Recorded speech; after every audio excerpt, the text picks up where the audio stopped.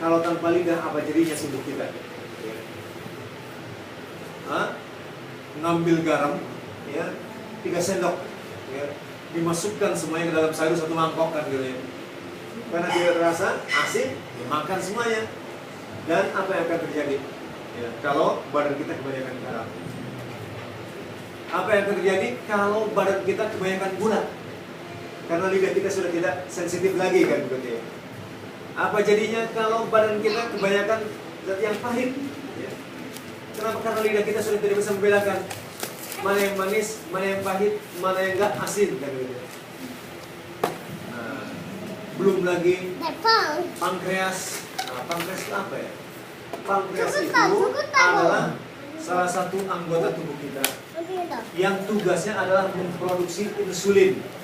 Nah, insulin inilah yang akan merubah zat gula yang kita konsumsi, baik melalui karbohidrat, ya, untuk dirubah menjadi energi. Untuk dirubah menjadi energi. Semakin banyak kita mengkonsumsi makanan, maka semakin banyak, ya, insulin yang harus diproduksi oleh pankreas. Dan semakin banyak lagi kita makan, maka semakin banyak pula, ya, insulin yang harus diproduksi oleh pankreas. Sehingga orang yang biasa makan banyak rata-rata terkena penyakit kencing manis. Kenapa? Karena pankreasnya sudah jebol, pankreasnya sudah tidak sanggup memproduksi insulin lagi, sehingga zat gula yang kita konsumsi itu tidak bisa dirubah menjadi tenaga masuk ke dalam darah, kan gitu ya. Sehingga darah kita tercampur dengan zat gula. Itulah yang dikatakan dengan penyakit gula darah. Kalau orang yang sudah penyakit gula darah makan berkali-kali banyak tapi lemas terus tenaganya. Kenapa? Karena zat gulanya masih utuh tercampur dengan gula darah. Dan kalau orang yang darahnya sudah tercampur dengan gula, maka organ-organ tubuhnya akan rusak. Dan yang paling pertama kali rusak adalah kulit. Ya, yang paling pertama rusak orang yang sakit gula adalah kulitnya. Kalau luka, ya, sulit sembuh kan gitu ya.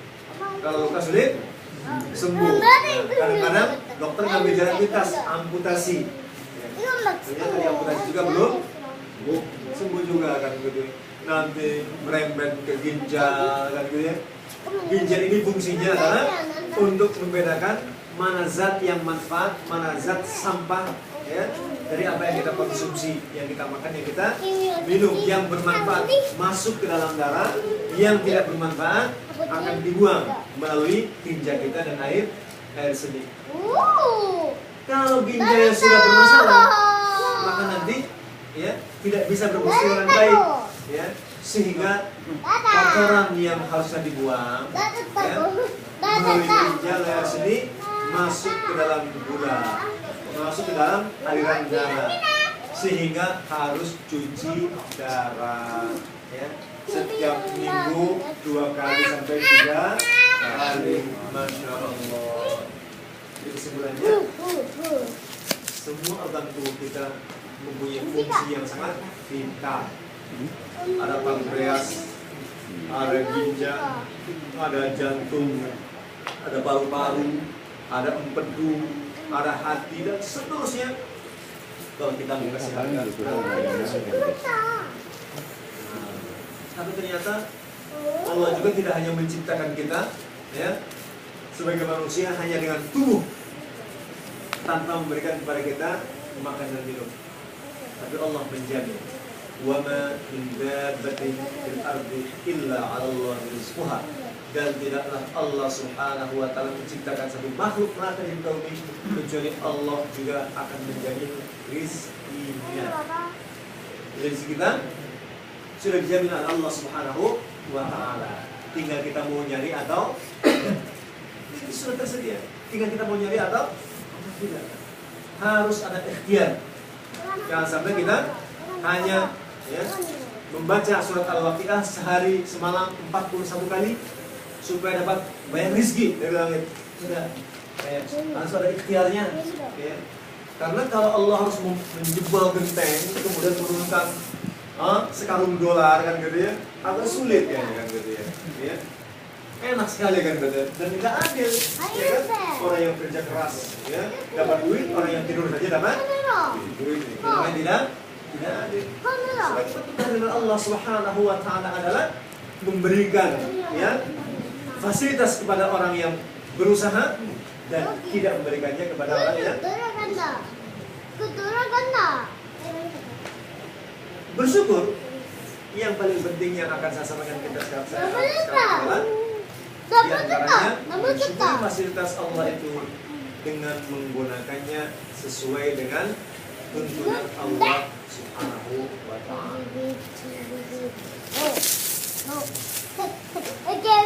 Harta yang diberikan oleh Allah Subhanahu wa ta'ala kepada kita ya, besar, kecil, semuanya akan dimintai pertanggungjawaban oleh Allah Subhanahu wa ta'ala.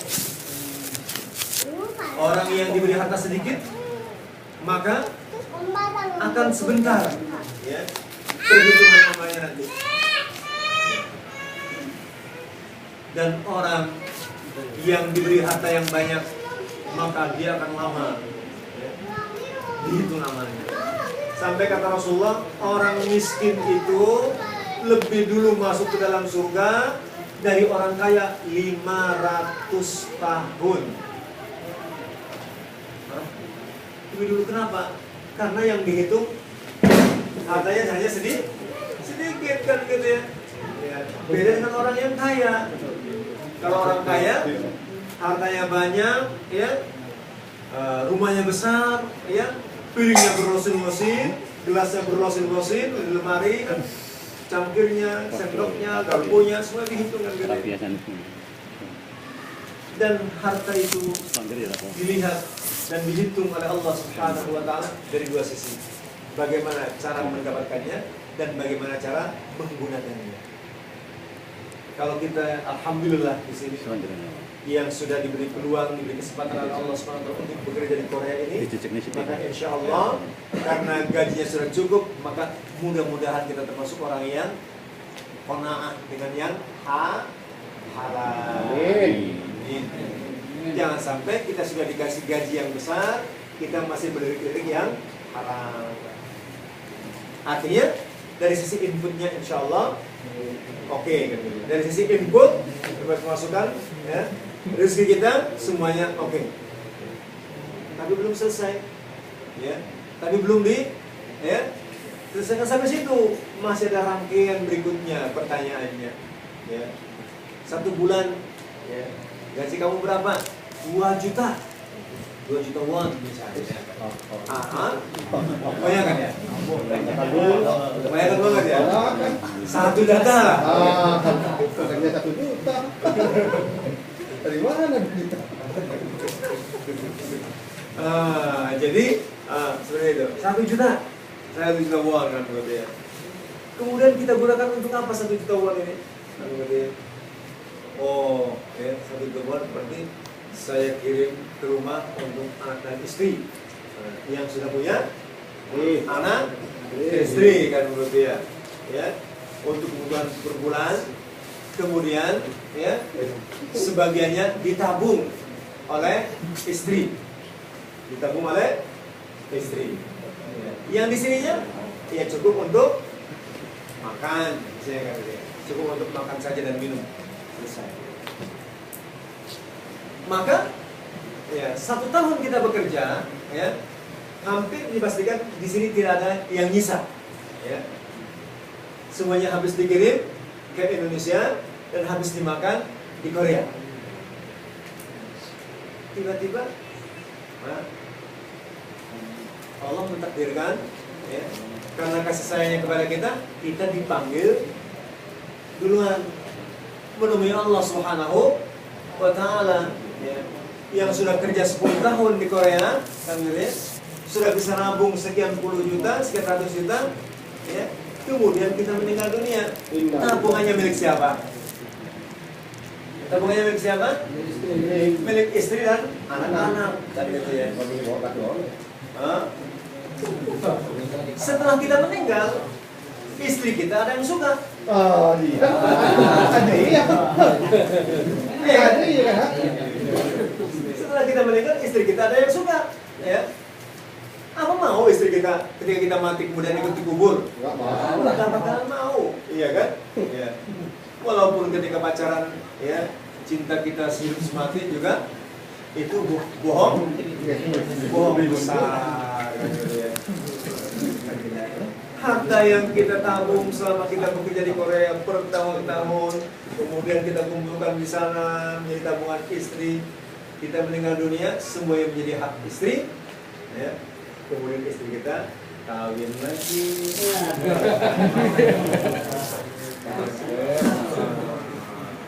Sementara kita, ya, di kuburan sendirian, ya kan? Ya, tidak ada yang mau menemani kita, karena yang mau menemani kita itu hanya seperak, 2 perak harta yang kita sedekahkan, yang kita infakkan kepada orang-orang fakir miskin, kepada perjuangan jalan Allah Subhanahu wa Ta'ala. Hanya itu Bapak sekalian. Harta yang kita konsumsi habis selesai. Ya, anak kita, ya, tidak ada seorang pun yang mau menemani kita. Apalagi menemaninya, mendoakannya pun kadang-kadang sempat, kadang-kadang tidak. Masya Allah.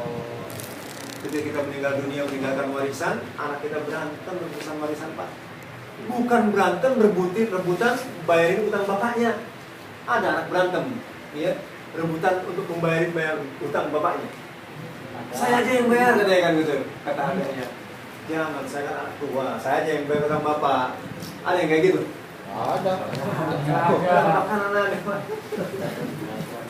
Nah, kata adanya, Mas, ya biar tahun sekarang saja, ya, tahun-tahun ini biar adik yang korban untuk bapak yang sudah meninggal, biar adik yang korban untuk ibu yang sudah meninggal, ya, ada yang seperti itu.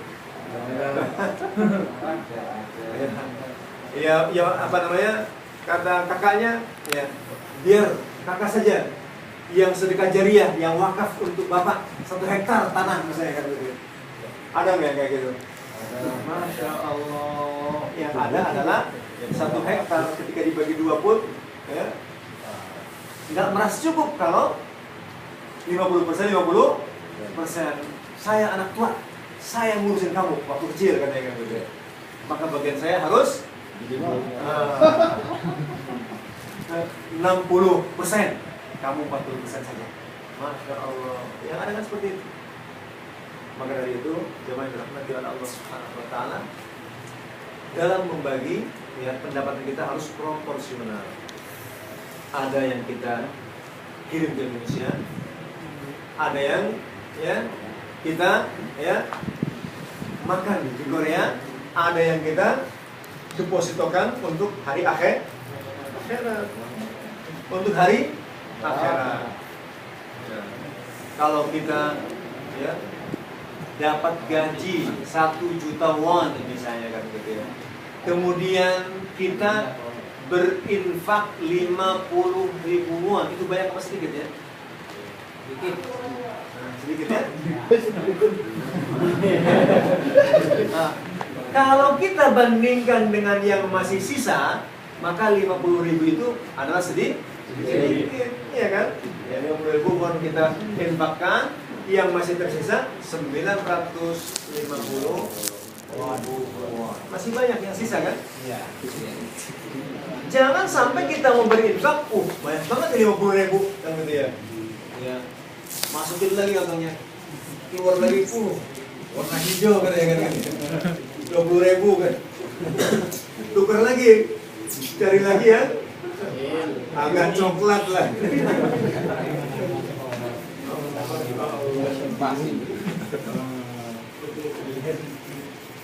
Dan ternyata fenomena sekarang itu, ya, cukup membuat kita untuk merenung betapa setiap hari kita, ya, mengeluarkan uang untuk beli pulsa 5.000 rupiah, 5.000 rupiah, 5.000 rupiah kan gitu. Cepat sekali uang 5.000 rupiah untuk beli